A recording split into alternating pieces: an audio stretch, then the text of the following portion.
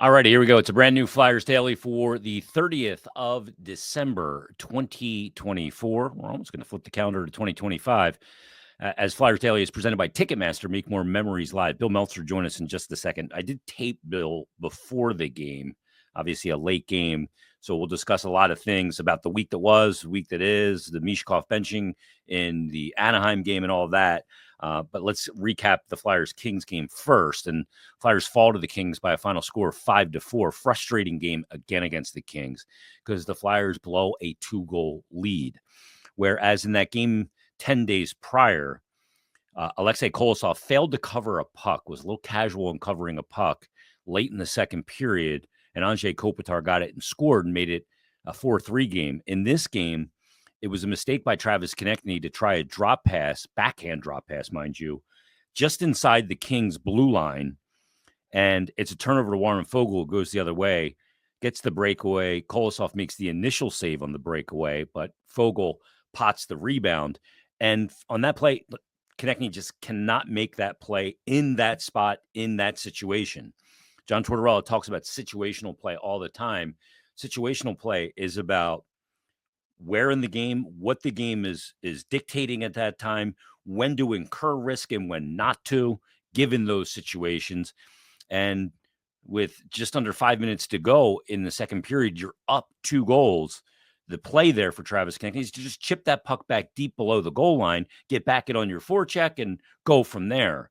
You cannot make a risk play like that at the blue line. You're one of the high point guys, and you're really close to your other defender, Rasmus Ristolainen. So you know he has not backed out of the zone, because if you turn it over, they're going the other way. You got no chance to catch them because you're stationary and the player's moving forward in Foegele, which is why he's able to pick up his own rebound and put that in. Just a bad situational play by Travis Konechny. And I'm sure as soon as it happened, he's like, geez, I cannot do that. Why did I do that?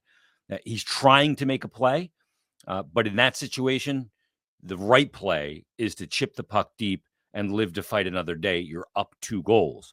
But it doesn't happen. Flyers then give up that goal to make it 4-3. To me, that was the play of the game. And LA then comes in the third period. Kopitar picks up his 11th of the season to tie the game at 4, and then his 12th of the season on the power play to give LA the 5-4 lead, and ultimately that's the final score. So one of those things that you don't expect from one of your more veteran players in Travis Konechny, given the situation, but got to learn from it. And it's a big reason why they end up going down in this game. Matvei Michkov was not a healthy scratch in the game. I thought he played his best game in 3 weeks. His energy, his skating, his engagement all over the ice looked much better than it's looked of late. He's a guy that created plays offensively. Obviously, he had an assist. He had a goal in the game. He was a factor when he was on the ice. He drew your eyes again. Over the last couple of weeks, I didn't find myself being drawn to kind of pinpointing on him or focusing on him because he just wasn't omnipresent. In this game, he made a great play on the Lawton goal to start the breakout with a great pass to Frost. And then obviously he gets up the ice and he's got 2 options there from below the goal line. Try and bank it off Rittich. And if it doesn't bank off Rittich, it's probably going to scoot in front where you got a driving Scott Lawton driving the net. And that's exactly what happens. And then eventually he gets the other goal with just another great hockey IQ play as Ristolainen comes in. It looks like Ristolainen's going to go behind the net. The LA Kings defenseman's got him angled, but Ristolainen says, I'm bigger, I'm stronger, I'm getting to the blue paint, and does. And when he does that, it creates some contact with David Rittich, who decided, I'm going to pout about having some contact on that play and not get back into position. He had plenty of time to get back on his post. But as that puck goes behind the net after Lawton dumps it back there, Michkov looks up from below the goal line and says, dude's not playing his position. I'm going to use him. He's no longer a goaltender. He's now a backboard. So he throws it into Rittich and it goes into the net. It's a great recognition that the goaltender was nowhere in position to get out of the way of that puck. It's a horrible feeling for a goaltender when players do that from below the goal line and you're not in position because your body doesn't go. You can't slide. What you're trying to do is trying to make it so the puck doesn't hit you, which is very difficult considering how big you are and all the equipment you have on and how the lack of nimbleness you have to get out of the way from a puck like that. And there's no save selection or whatever you can go into to absorb the puck. You're tied in knots, and it's a horrible feeling. Michkov recognizes that and uses him as a backboard and puts it in. I thought Michkov was excellent in the game. I really do. I thought Cam York was really good in the game too. Made a great pass on the Flyers' first goal, and to Tyson Forster, who I thought had a really strong performance in creating that space to get that first goal. Flyers did a lot of things right in this game, but again, the one key area was the drop pass just inside the Kings zone when you're up 2 goals. Cannot blow 2-goal leads in the NHL, not come away with any points. That's one of those things that you just cannot have happen, and it happens to the Flyers against the Kings again. Second time it's happened in 10 days against the Los Angeles Kings. So they'll get back at it coming up on Tuesday. They'll take on the San Jose Sharks. 2 points they absolutely have to have on New Year's Eve.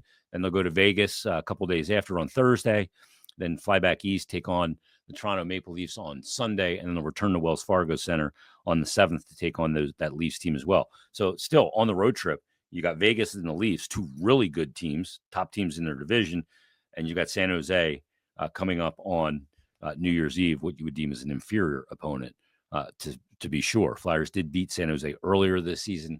That was an overtime game back on November 11th. I think it was a 2-1 final, if I recall, in overtime back on November 11th. So that'll be the next action. But let's get to our weekly conversation. It is Bill Meltzer. Bill, good way to start this portion of the trip with that win in Anaheim. And I thought it was the good thing about it was not just the result, but the way it looked in that and the way they defended. And I thought the goaltending looked very calm. Yeah. I mean, the process was better, especially given the long layoff. Sometimes the first game back from a break like that can be a little bit sloppy. Flyers came in needing really to tighten things up in terms of structure defensively, taking away the middle of the ice, those kind of things, some reload kind of things when they needed to. While it wasn't perfectly clean, it was definitely a step in the right direction. And to me, the most positive sign was that not just the saves that he made, but just how he was making them. Sam Ersson needed a game like that. The team needed a game like that from him. So that, obviously to get the 2 points was a big thing. In a game that was up for grabs in the third period to find a way to win that game. All those things are positives, but we'll find out that in a few hours when we record this, whether the Flyers can carry that over against the Kings, because that's a really good hockey club, and the Flyers are going to have to be able to string something together here, especially against good teams like LA. Yeah, and to go back to Ersson real quick, again, like you said, he makes 32 saves on 33 shots. Obviously, from a statistical standpoint, very good game. But it's the way he looked in those too. And I think Sam came into this season, Bill, as the number one for the first time, like going into a season, like you're the man. And then he got off to a good start, but then he gets hurt and he comes back and he gets hurt again and not finding a rhythm in his game. And look, he's human like any of us. It's easy to say you're the man and kind of believe it outwardly, but in your moments alone, you wonder if you really can be the man. And I think he's probably fighting that a little bit, because the only way you really know you can be the man is if you've been the man. Yeah. Well, that was a lot of use of the man. The man, yes. Well, he was, he's been the man for runs before, but I mean, last year after Carter Hart's situation, the Flyers had to go pretty exclusively with Sam for a long stretch, and he wore down. And then this year had the injury issues. I mean, he was so good in camp, got off to a solid start. He missed him. He missed essentially a month. Yeah. If you look at the amount of time that he was out, so that you're trying to jump back into things, and he just didn't look like himself. I think the break was an important chance, maybe more so than for anybody else on the team. He needed that reset. Yeah. That stretch of 4 days without a game. He came out, and I think making that short. Well, on the shorthanded chance for Anaheim, I think it was Vetrano, maybe it was. Yes, Vetrano. Yeah. That was a huge play in that game because A, the team needed, but B, if you give a short-handed goal, there are things to go sideways on you in a hurry. And instead he made that save and he built off of it. So that's all positive. I did an episode, I think it was Friday's episode, Bill, where I discussed the concerns I have in regards to this year's team. I try not to let last year cloud the judgment of what this team is this year because I think there's a lot of different elements. Whereas last year, obviously, they were a penalty kill team that was great and led the league in shorthanded goals. They only got 2 shorthanded goals this year, and the penalty kill has really struggled down 20th in the NHL all of a sudden. So the strength that you had, it actually provided you some offense at times and certainly provided you momentum in games with your ability to kill penalties is not a strength. And I came up with 3 categories of very concerned, marginally concerned, and not concerned at all. At the top of my list, it was the 2 special teams. Power play, still a struggle, and it's optically looked disjointed and not good. And then the penalty kill is something that I'm really concerned about because of kind of what it represents about the team. Yeah. Well, I guess I'll start with the penalty kill. I mean, the penalty kill was, I think, second in the NHL at Thanksgiving. Yeah. And then since then, it's really struggled.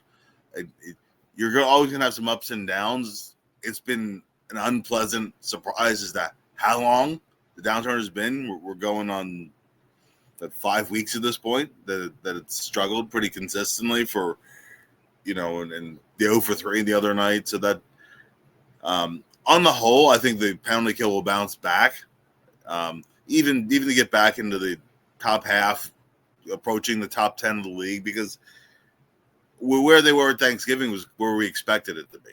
We expect to be up near the top, and it's the same personnel. Some of it is tied into the goaltending too. Sometimes they haven't gotten saves that they've needed. Yep. But there have been breakdowns and misreads and those kind of things that need to be cleaned up.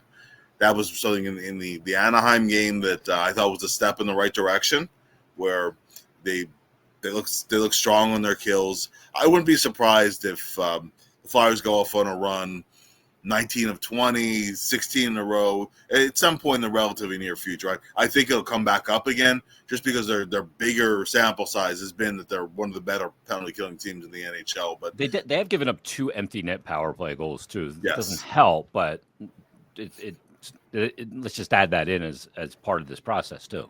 No, for sure. It's and sometimes it seems like that when you're in one of these funks, you'll have a game where you're only killing one or 2 penalties in that game, but you go 1 for 2 or 0 for 1 or something, and you just go down from there. Just seems to work that way sometimes. I think they'll get the ship righted there. Whether they get back up near the top where you expect them, that's going to take some work at this point. As you said, they dropped to 20th. So that will, if they get back over 80% again, 82%, so somewhere around there, I think that's where they'll end up, and that's fine. You would like to get more shorthanded goals. They've had some shorthanded chances, just haven't been able to bury those. Now the power play side is a whole other animal because it's been such a prolonged struggle for them a number of years. And unfortunately, the first 8 games of the season where the Flyers started the season, I think 8 for 28, something like that, through 8 games, 8 for 29, something like that. About 24%, and we didn't think that was going to hold up, but but at least trending the right way. Unfortunately, in the last 28, 29 games or whatever, it's kind of back where it was a year ago. And they even had 4 games of 5 where they had a power play goal in that stretch. Yeah, it's when it's not working, Bill, which is the majority of the time, it really doesn't work. It's the whole process, Jason, right? You starting with winning the offensive zone faceoff. Yep. And then if you do win it, getting set up, getting some traffic in front, getting shots on the net. If it does get cleared, okay, do you get an entry? Do you get set up? Do you get decent puck movement?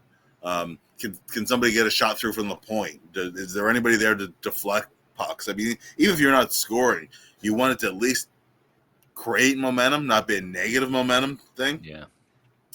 To a degree, I mean, the Flyers have been scoring at 5-on-5. They've actually been scoring at a pretty good clip at 5-on-5, which has bought them a little bit of time, at least offensively, to figure out the power play.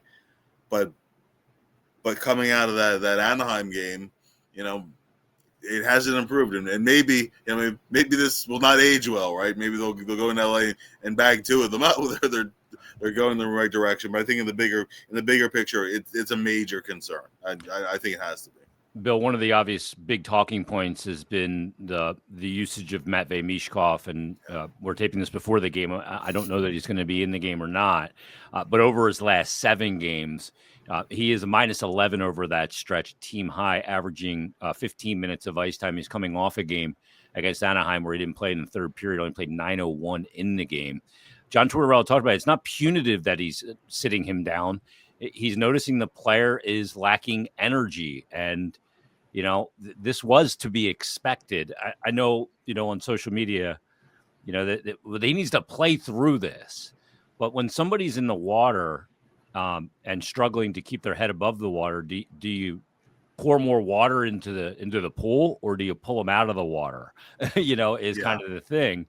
And managing him, I think, is more prudent than just saying, figure it out, kid, in the most unforgiving league in the world. Because I do firmly believe you can damage a player by doing that. I know Brian Burke was just on with Jeff Marek on his podcast and talked about that. Yeah. You can ruin I don't think you're going to ruin Matvei Michkov, no. But I think if you want to get to the end goal of where you want to get there quicker by managing him and then just saying, figure it out, kid. I think it all depends on the situation. I mean, he is not. It's not just a statistical thing. He hasn't scored a goal in X number of games. He looks like he's forcing things right now. Things are not flowing for him. Where, when he was going well, it just seemed like everything was so instinctual. He was just reading and reacting like on pretty much a savant kind of level where like how was he doing some of this stuff, and now it's not coming easily for him. There are going to be ups and downs. I'm a believer in, generally speaking, of putting a player in position to succeed. Sometimes putting the player in a position to succeed does mean that you cut his minutes for a time. Maybe you sit him for a game. Maybe that helps him more in the long run than letting him continue to struggle. I don't find that moving a player down in the lineup, changing his line mates, that tends to me to just prolong the confusion with the player. Exacerbates it. I think it does. Yeah, I think it does. So honestly, I think the lesser of two evils sometimes is you just take a step back, maybe sits a game, sits a period here or there, and then you move forward on it. In terms of the NHL schedule, one thing that I think people should know about the KHL, they play a lot of games in a short period of time too, but the thing is they have breaks in the schedule that are longer.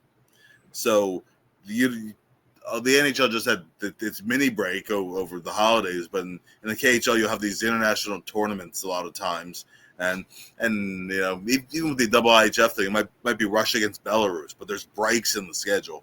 Yeah. When you're playing, I mean, you look at the geography of Russia. There's a lot of travel that's there too.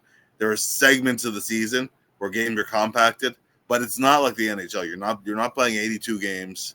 You're not hopping time zones a bunch of times. It's just different. There might be stretches where you're playing a lot of hockey, but it's a different kind of demand, a more physical kind of game over here.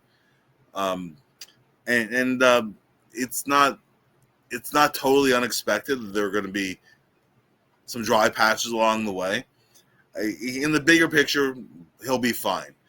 He'll be fine just as when things were going well for him. It wasn't going to always stay putting up 11 points in 6 games or something, for every 10, 11 game segment. It wasn't going to always be that way.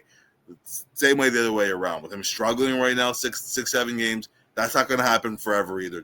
He'll work through it. Maybe sitting a few games, sitting a period here or there, he'll work through it. I do want to see in the bigger picture. I'd like to see him playing with the same guys regularly, particularly when he had that hot stretch before the cold spell. That line with Tippett and Michkov and Frost had a stretch of 7-8 games where they were really rolling together. Yeah. Now, struggle since then, but I think they'll get to a point again where they'll be fine. But right here, when you're kind of hitting that mid-season stretch, it's not the end. It's not the end of the world, is what I'm saying. That if his playing time is down a little bit, if he's trying to figure things out, it's all part of a process. And in the big picture, I'm sure he'll be fine. Yeah, the KHL schedule will allow you to come up for air every once in a while. The NHL schedule, you have your Christmas break. You're going to have the Four Nations break this year, but in the meat and potatoes of it, they don't let you up for air. That's part of the grind of being an NHL player and adjusting to that. It's almost like basically a game every other day. 3 games 1 week, 4 the next, 4 in 6 days, 5 and 7 at times. Yeah. It's unrelenting, and the competition is always unrelenting as well.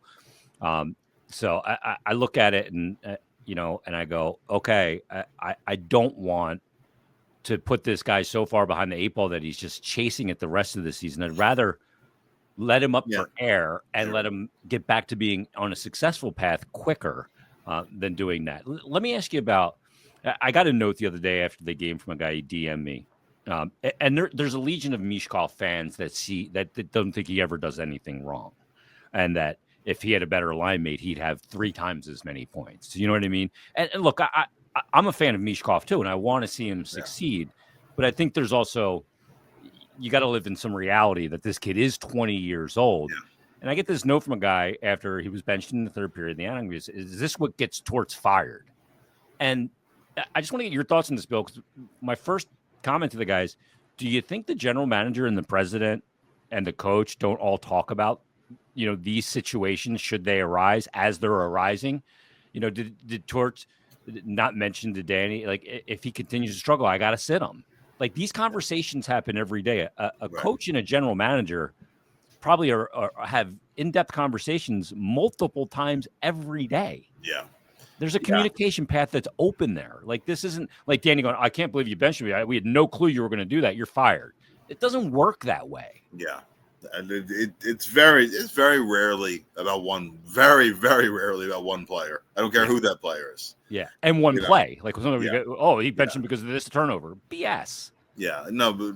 And I mean, a GM and a coach, president of hockey operation, they're not going to always be on the same page on everything. Yep. I mean, that the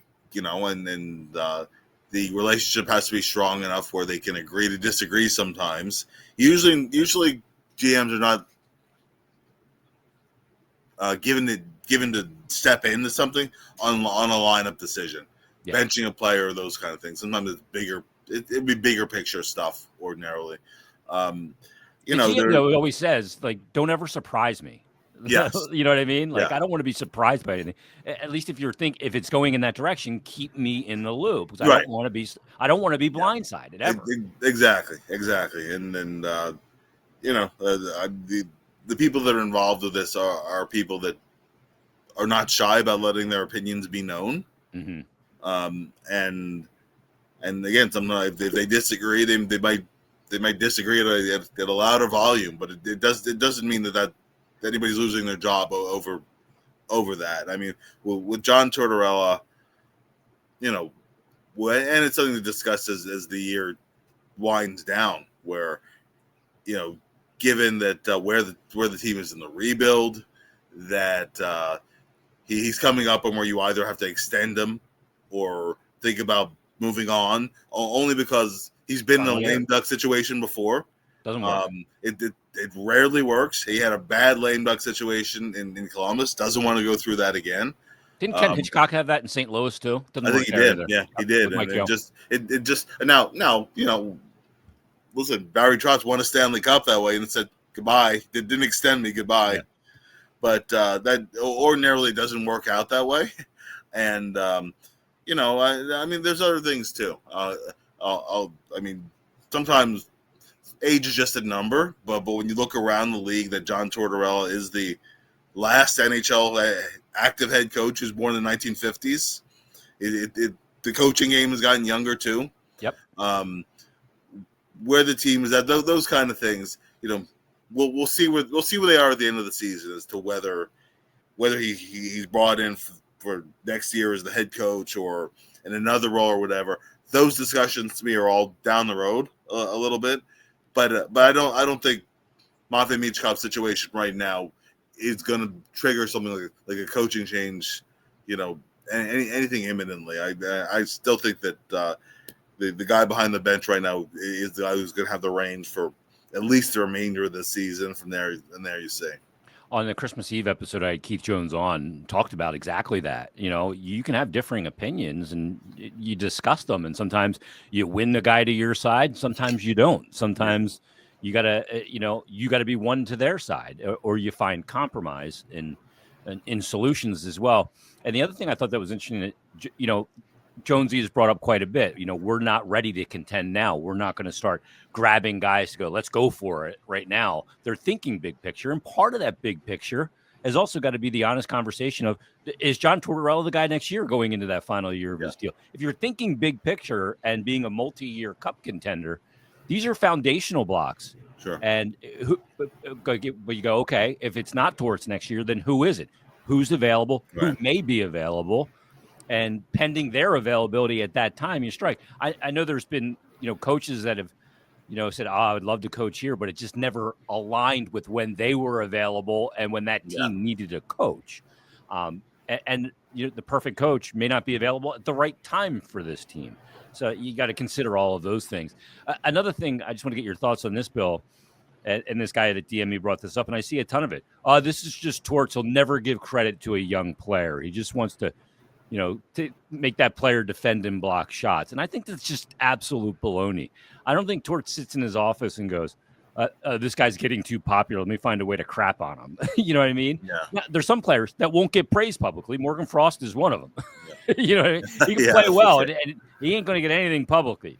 But this notion that the coach is planning to not let a player get too big or too popular seems patently absurd to me when you combine it with the other things that he says about him. No, I don't think he sets out to, I'm going to hold this guy down. Right? Yeah. I mean, just the sheer amount of time that he's lasted in the NHL kind of speaks the opposite of that, where, you have to get the most out of your team as in a way that you define what performance you want to see out of guys. I would be interested in an off-season kind of thing, but what does John Tortorella see for Matvei Michkov a year down the road, 2 years down the road, bigger picture? What kind of player does he eventually, see the finished product being? I'm going to ask him that on the next Hockey and Hounds. Actually, it's a great question. So I mean, I think that everything works to and there's a lot of teaching on the front end of the process. I don't care if it's John Tortorella, Terry Murray, you name the coach. Naming two guys who are known for being good teaching coaches, and very very different styles of it at that. But I think that things are done for a reason. You don't last as a head coach if you're just there. You want to punish this guy or that guy. Maybe your vision of the player doesn't match with how others see it. Maybe it doesn't match how the player himself sees it. But I think that the coach looks at every player on his roster. I don't care what coach, what roster, and has a certain utility in mind for that player, for what they can be, for what role he sees them playing, and where he thinks there's opportunity to get them to improve. And that's I think the basis that he and any other head coach that lasts in the business works from. No question. In my marginally concerned category, Bill, Cam York, his play since returning from the injury, I think it has me marginally concerned. Yeah. Jamie Drysdale's ability to stay healthy has me concerned over the next 17 games between now and the end of January, 15 games in January. I think it's really big for Jamie Drysdale to stay healthy. But when you look at it, he's one of the big storylines, Drysdale, in this next chunk.